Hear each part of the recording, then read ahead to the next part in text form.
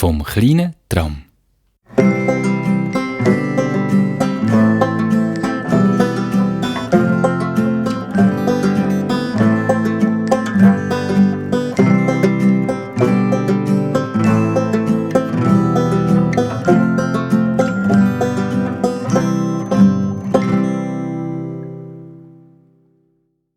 Hört ihr, wie unten auf der Strasse eine Tramglocke läutet?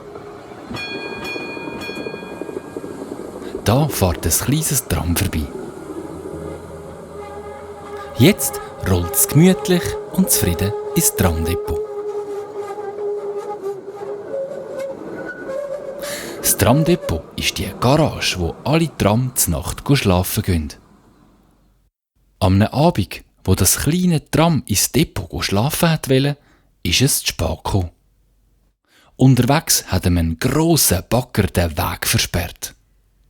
Der Bagger ist einfach auf der Tramschiene stehen geblieben und hat nicht mehr Führerschein und nicht mehr zurück können. Ich glaube, dem Bagger ist das Benzin ausgegangen. Auf jeden Fall, irgendwann spät zur Nacht ist das Tramli dann doch nach Hause gekommen. Ha!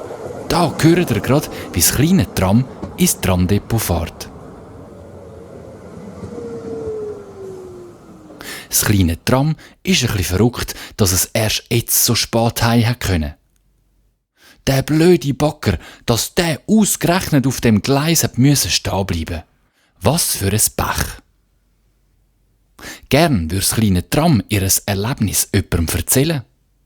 Am liebsten gerade am Tram Nummer 6, wo auf der linken Seite parkiert. Hey, Nummer 6, bist du noch wach? Das Nummer 6 ist ganz still. Es schläft schon tief und fest. Da fragt das kleine Tram das Tram Nummer 7, wo auf der rechten Seite parkiert. Hey, 7, schlafst du etwa auch schon?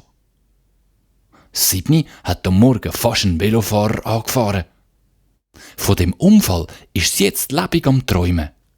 Die Achsen knacken vor Aufregung. Das einzige Tram, das noch wach ist das Nummer 3. Aber das 3 ist halt eine alte, bissige Tante. Mit ihrem linken Vorderrad knurrt: «Bist jetzt still, du kleines Tram! Ich will schlafen!» Das kleine Tram ist enttäuscht. Niemand will ihm zuhören. Vor Enttäuschung und Ärger fangen seine kleinen Räder an zu drüllen, bis es einfach losfährt. Jetzt tutscht es gegen das Eingangstor vom Tramdepot. Das grosse Tor ist nicht abgeschlossen und geht darum plötzlich auf. Das kleine Tram fährt jetzt einfach aus der Depothalle raus in die dunkle Nacht. Draussen an der frischen Luft fühlt es sich schon ein bisschen besser. Weil es sich so freut, probiert es gerade die Tramglocken aus.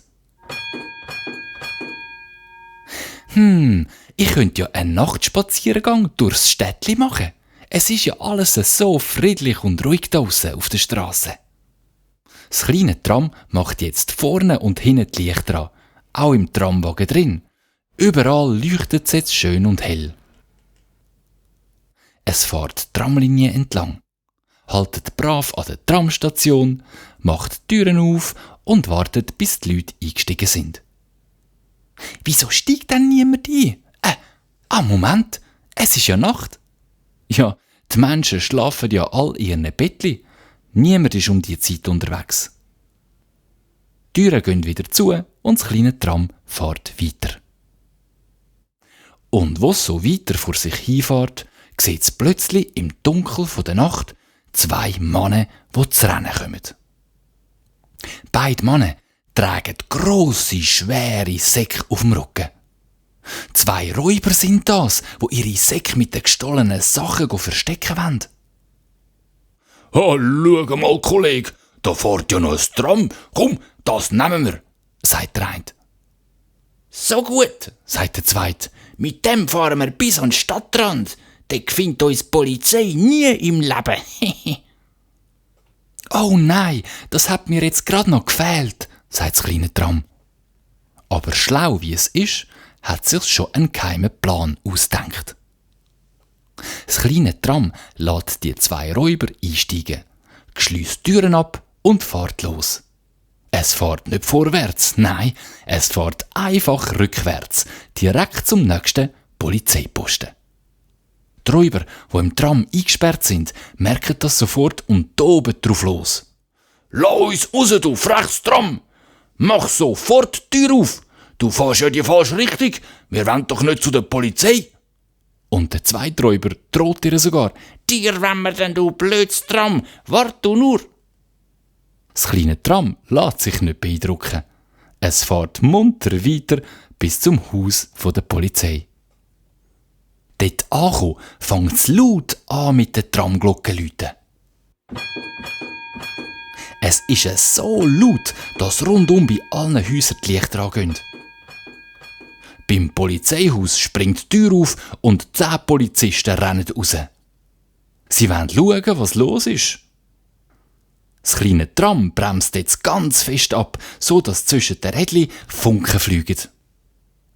Es bremst so fest ab, dass die Räuber im Tram umkehren und mit ihren Köpfen zusammentutschen. Da liegen sie jetzt ohnmächtig mit ihren grossen, schweren Säcken zwischen den Sitzplätzen. Polizisten, Polizisten, kommt, schaut hinten an, ich habe euch etwas mitgebracht.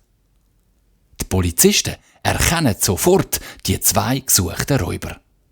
Sie freuen sich, legen den Räuber Handschellen an und sperren sie ins Gefängnis. Einem kleinen Tram sagen sie Danke vielmal. Der Polizeichef läutet auch dem Tramdirektor an. Der will den Polizisten zuerst gar nicht glauben, was gerade passiert ist. Schnell kommt er schauen. Das kleine Tram ist jetzt ganz müde geworden von dem grossen Abenteuer und würde am liebsten gerade auf der Stelle einschlafen. Da sagt der Polizeichef zum Tramdirektor: Sie, das mutige kleine Tram hat's eigentlich schon noch verdient, dass es morgen ausschlafen darf. Ja, das ist ein guter Gedanke, sagt der Direktor. Sofort bestellt er einen Tramchauffeur, der das kleine Tram zurück ins Tramdepot steuert. Dort geht das kleine Tram sofort in einen tiefen Schlaf. Am nächsten Tag fragen sich viele Stadtbewohner, wo echt das kleine Tram ist. Es ist nämlich ausgefallen und viele Leute warten an der Tramstation. Ein Passagier liest gerade in der Zeitung, dass das kleine Tram heute ausschlafen darf. Es hat nämlich letzte Nacht 2 gefährliche Räuber gefangen. Die Menschen an der Tramstation staunen. Also, wenn einmal ein Tram ausfällt, dann wisst ihr jetzt, was vielleicht letzte Nacht passiert ist.